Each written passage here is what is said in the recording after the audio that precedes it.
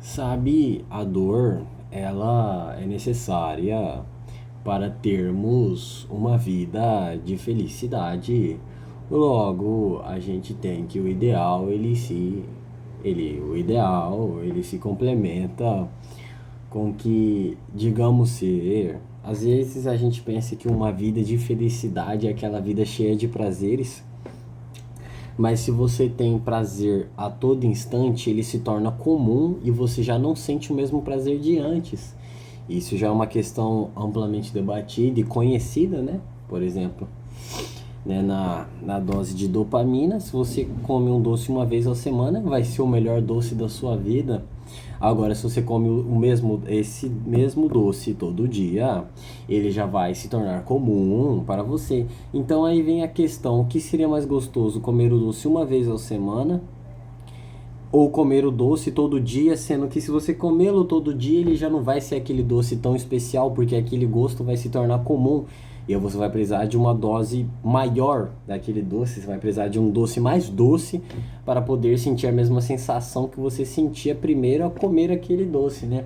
Mesma coisa que a gente vê com a pornografia, que, né, quando o cara ele faz muitas vezes, ele começa a acostumar e aí, por exemplo, se ele, né, se masturba uma vez, ele vai ter uma certa dose X de prazer. E se ele faz aquilo muito de vez em quando, poucas vezes, ele sempre vai ter aquela dose X. Mas se ele começa a fazer todo dia, aquela dose X já não é mais a 10ª vez que ele bate, já não é mais o mesmo prazer que a primeira. Então ele tem que buscar cada vez coisas mais cabulosas. E assim vai deteriorando o cérebro dele. E isso é um processo, né, irreversível. Aí vai deturpando a mente, aí ele começa a ver isso em todo lugar. E aí precisa ver coisas mais horríveis e mais pesadas para poder sentir a mesma coisa. Então isso nos leva à questão filosófica do que o que é a felicidade de verdade, né?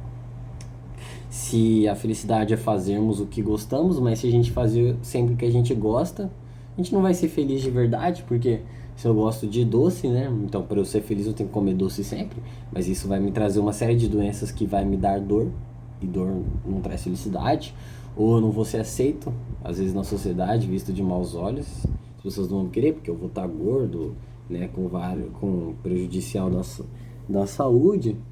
Então isso também vai me trazer dor em vez de felicidade. Então a felicidade ela não está atrelada aos prazeres momentâneos, né?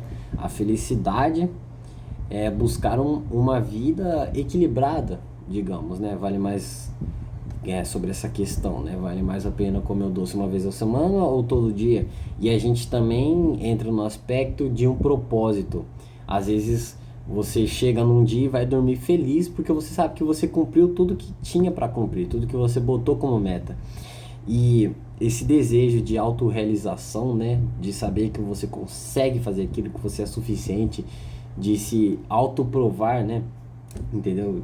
De mostrar que você é importante, que você consegue fazer aquilo, também entra na questão da felicidade. Então é muito mais proveitoso você comer uma vez o doce uma vez na semana e se sentir realizado por estar conseguindo fazer aquilo do que comer todo dia, engordar e no final não vai te trazer felicidade de verdade, vai te trazer uma dopamina. E a gente também entra na questão da sua vida, o que vai ser mais importante para você? Os prazeres momentâneos que vão te levar à destruição, né? Ou a felicidade? A felicidade verdadeira que você encontra tendo uma vida equilibrada. E essa é a melhor coisa, saber aproveitar a vida, mas aproveitá-la com propósito, entende? Isso é muito importante. E nós, as pessoas, nós nascemos meio que como... Eu acho que nós nascemos um pouco como uma folha em branco e também com o nosso próprio caráter, personalidade que nasce com a gente, né? Então é muito interessante pensar que as convivências que você passa, né? E as pessoas que estão ao seu redor o moldam, certo? E aí a gente, né, tem muitas frases conhecidas que você é o resultado das 5 pessoas que você mais anda, né?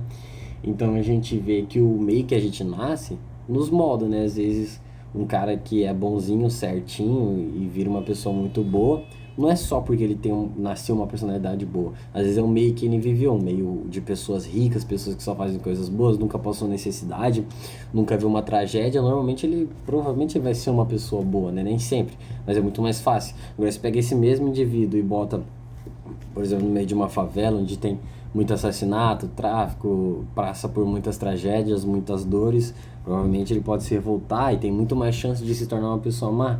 Então a gente é, por exemplo, 70, 80% das nossas vivências e o resto é nossa personalidade. Decidir se aquilo vai nos moldar ou mudar, né?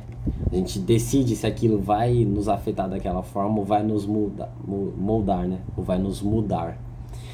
Então, a parte que não se deixa influenciar pelo meio é o verdadeiro você, entende? A gente pode chegar a essa conclusão que independente do meio em que você vive, que te influencia, né?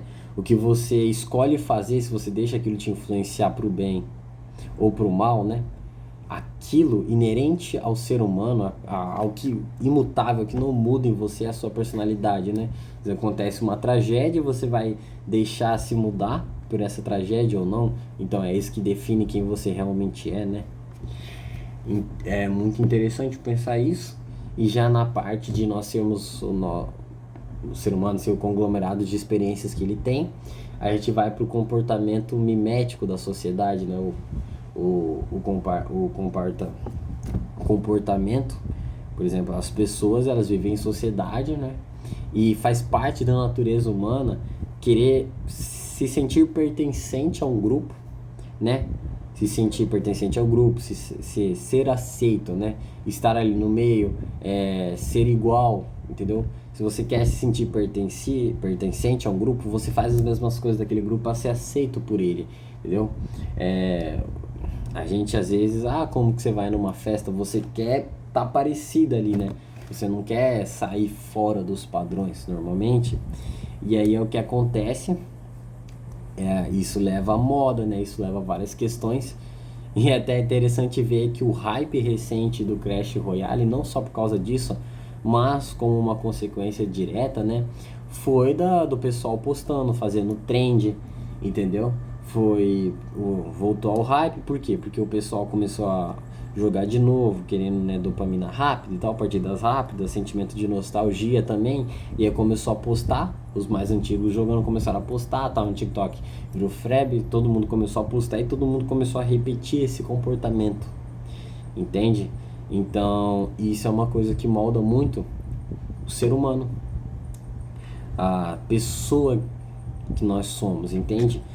E sabe, no mundo cheio de distrações o tempo inteiro, que você não sabe o que você faz, às vezes pensa, será que vale a pena esse esforço de estudar? Às vezes, eu estudo amanhã, eu não continuo. Cara, você tem que viver a vida no equilíbrio, né? Como eu disse, você tem que conciliar o sacrifício, o propósito, né? Com uma vida boa. O que mais vale pra você, sabe? Às vezes aproveitar a adolescência ou ter uma vida que você esbanja muito, né? Às vezes o cara ele não precisa de tanto dinheiro e ele vive a vida mais basicão, mas só que por isso ele tem mais tempo de qualidade com as pessoas que eles amam. Ou às vezes você deixa de sair tanto ou fazer as coisas que você gosta em busca, né, de riquezas, né, de conhecimento. Então, cara, você juntar o propósito da sua vida com você, né, priorizar convivência com as pessoas que você ama e estudo, eu acho que é a melhor coisa que você pode fazer, né? E tá um joguinho, uma sériezinha de vez em quando, só que isso é muito difícil, né? Conciliar tudo isso ao mesmo tempo, ainda mais numa sociedade totalmente injusta da qual nós vivemos, né? Então, às vezes, o bem não é você ser um ermitão que você nunca vai sair, nunca vai fazer nada e vai estudar o tempo todo e tal, não vai ter descanso, não. Mas também não é a coisa boa viver 100% dos prazeres, né? Sair sempre, beber, se drogar e né, ter muitos vícios. Então a gente vê que a vida boa é uma vida equilibrada, né? Uma vida que você faz o que você gosta, mas você também tem aquele tempo onde você prioriza coisas mais difíceis, coisas mais árduas, né? Então, a vida é simples, né? Ela é tranquila, certo? Tem muitas coisas ruins, muitas coisas injustas, com certeza, né? Mas sabe, o propósito e a força de vontade pode mudar isso. A sociedade é completamente injusta. Tem pessoas que já nascem ricas, tem pessoas que já nascem muito pobres, tem desigualdade. Tem pessoas que já nascem magras e não precisam se esforçar, tem pessoas que nascem gordas e precisam se esforçar bastante, sabe? Mas eu acho que isso também dá particularidade para a vida, né? Isso dá essência, né?